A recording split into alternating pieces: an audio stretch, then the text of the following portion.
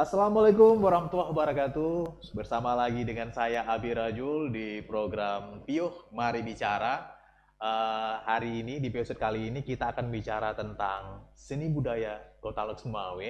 Salah satunya adalah perkembangan alat musik tradisi yang sangat digandrungi oleh remaja dan generasi muda Kota Lok Sumawe, yaitu Rapai Uruh.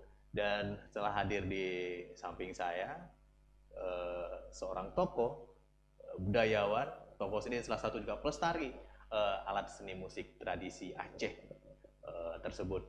Beliau adalah Putu Adin. Apa kabar Putu Adin? Alhamdulillah sehat. Alhamdulillah sehat luar biasa. Ini tokoh kita yang beliau juga mantan ketua Dewan Kesenian Kota Lok Sumawe periode yang lalu, dan sekarang beliau sudah kembali ke habitatnya menjadi masyarakat biasa ya. Begini Putu Adin, ini kita ingin bicara tentang Rapai Uruh ya. Ini alat musik seni tradisi yang sangat digandrungi dan saya bahkan kabarnya ini sudah banyak sekali ya remaja-remaja sekarang di Kota Lok Sumawe yang mulai belajar tentang Rapai Uruh ini. Apa yang membedakan Rapai Uruh dengan alat musik yang lain? Ini mungkin sedikit bisa menjelaskan. Alhamdulillah, terima kasih. Saya ingin menyampaikan sedikit dalam hal pertanyaan Saudara Munir. Iya. Dalam hal perkembangan Rapai Uruh di Kota Lok Sumawe, yang membedakan dengan yang lain, tradisi yang lain di Lok Sumawe, khususnya di Kota Lok Sumawe, alasannya karena Rapai adalah induknya daripada sebelum lahir Kota Lok Sumawe, yaitu Aceh Utara. Yeah. Aceh Utara dan Lok Sumawe itu saya anggap sama dalam hal perkembangan Rapai Uruh, khususnya Rapai Uruh II.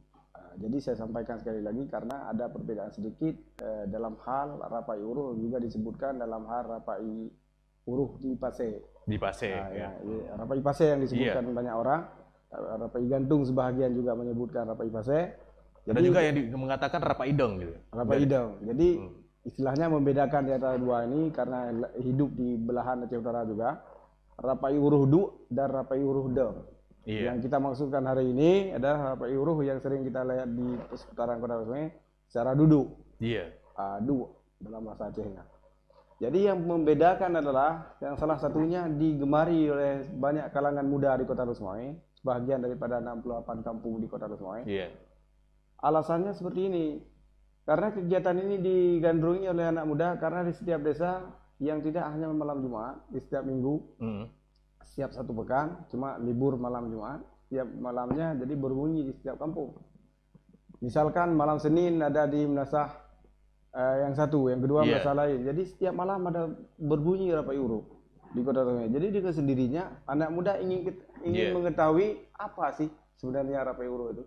Jadi lama-kelamaan seperti hari ini di daerah kawasan Kecamatan Blangmangat, khususnya Jilekat ujung masjid, itu ramai sekali. Hampir 90% pemainnya anak muda semua. Waduh, luar biasa ini. 90% ya? 90%. Itu umurnya dari umur 30 ke bawah. 30 Bahkan ke bawah. masih belum kawin, masih muda-muda yang umurnya 20 tahun. Jadi yang saya katakan ini umur 30 ke bawah. Mayoritas. Nah, ini menjadi satu perhatian kita semua bahwa di Kota Lok Sumawe yang sangat luar biasa. Dan desa-desa yang lain banyak juga yang ikut, tapi khususnya yang persentasenya yang melebihi 90%, 80% lebih, itu Menasah Masjid Jilekat. Jilekat ya. Berarti sejak kapan itu? Sejak kapan Rapai Uruh itu menurut Abang itu bisa berkembang sepesat ini di Kota Lok Sumawe? Sejak kapan?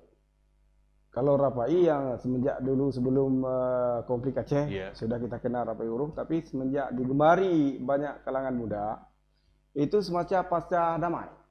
Oh, berarti setelah MOU Helsinki jadi kemudian terasa aman dan nyaman di Aceh, jadi mulai hidup digemari di setiap kampung. Nah, yang mayoritas sekali Jilekat ujung masjid itu apresiasi yang sangat luar biasa. Berarti sebelumnya Rapai ini sempat redup ya? Sempat redup, perkembangan sempat redup. Nah, kemudian Putuha, kesulitan apa yang ditemukan kawan-kawan ketika membangun Rapai ini kembali berkembang ke pesat ini, gitu? Yang pertama, untuk setiap Rapai itu membutuhkan energi, ya, fisik dan kemudian ekonomi. Oh. Karena beda dengan rapai alat musik yang lain. Sekali pakai kulit, yaitu kulit dari kulit kambing sudah disamak, yang maknanya sudah dibersihkan, sampai dijemur 1 hari, mungkin 1 hari penuh, kemudian disalai di tempat dikeringkan, kemudian disalai sebanyak sejauh 6 bulan mungkin lebih kurang.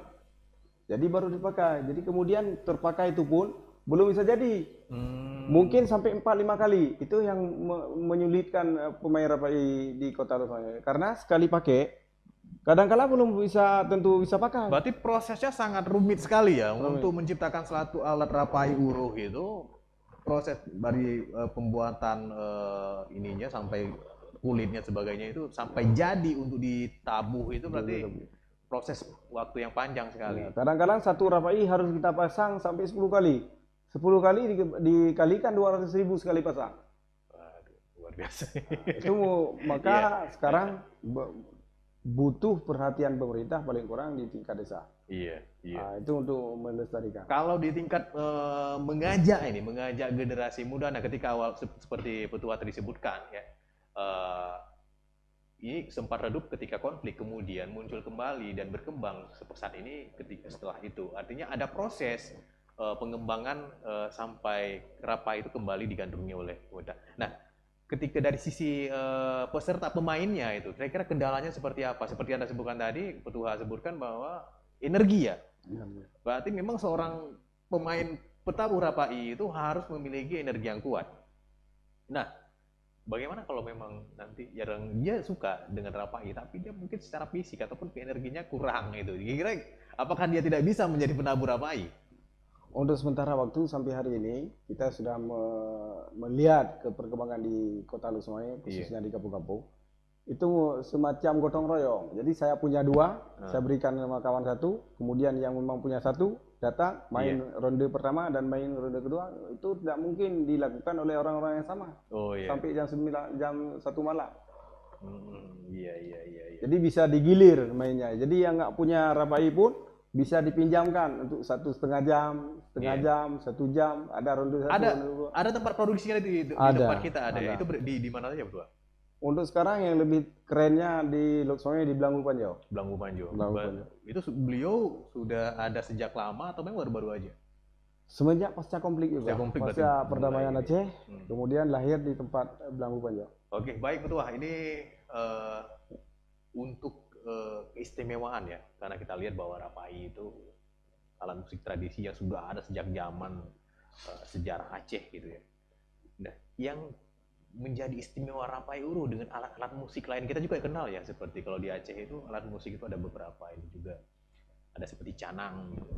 Kemudian ada beberapa alat tabuh yang lain. Nah, yang menjadikan rapai uruh ini istimewa itu gimana kira-kira? Dasar rapai uruh sejarahnya yang luar biasa, yang istimewanya bagi kami itu salah satu alat untuk pemersatu bangsa ketika mengislamkan di Samudra Pasir. Itu salah satu alat. Ketika itu Syekh Rafaiyah memainkan rapai. Rapai uruh itu sebelumnya belum dikenal rapai uruh, rapai cuma. Kemudian dari tahun ke tahun berkembangan menjadi 2 bagian. Sampai sekarang menjadi 6 bagian. Ada rapai geleng, rapai canang, dan rapai Bani Wahid. Jadi pada dasarnya adalah rapai. Nah, jadi dikenal di daerah kawasan pesisir Aceh Utara. Jadi yang menjadi istimewa bagi kami, bagi sejarah Aceh, bahwa ini rapai adalah alat pemersatu bangsa dan salah satu syiar. Luar biasa sekali ya. Jadi untuk mengislamkan masyarakat Pasir ketika itu. Ya, berarti benar ya. Seperti yang kita baca-baca mungkin di terus sejarah Aceh, bahwa alat musik menjadi salah satu alat yang mendukung syiar Islam kala itu, dan bahkan terjadi sampai saat ini. Baik, untuk mengakhiri segmen pertama kita nih, Petua. Nah, di pertanyaan terakhir ini, sudah berapa tahun ya mendalam pengetahuan tentang kesenian rapai uruh ini? Jadi Petua sendiri. Kalau tahun kurang tahu ya, kurang ingat lagi. Tapi yang pasti saya umur 17 tahun sudah bergabung dengan Rapai. Berarti sangat mudah sekali. Berarti berawal dari generasi muda sebenarnya ya. Waktu tidak tua lagi. Padahal kalau dulu dikenal kalau pemain Rapai itulah pemainnya adalah tua-tua umur 40 tahun ke atas. Tapi beliau sudah mulai beramai itu, menabuh Rapai sejak umur 17, luar biasa sekali. Baik pemirsa, penikmat ke program Pio. Segmen pertama telah berakhir. Kita akan kembali setelah pesan-pesan berikut ini.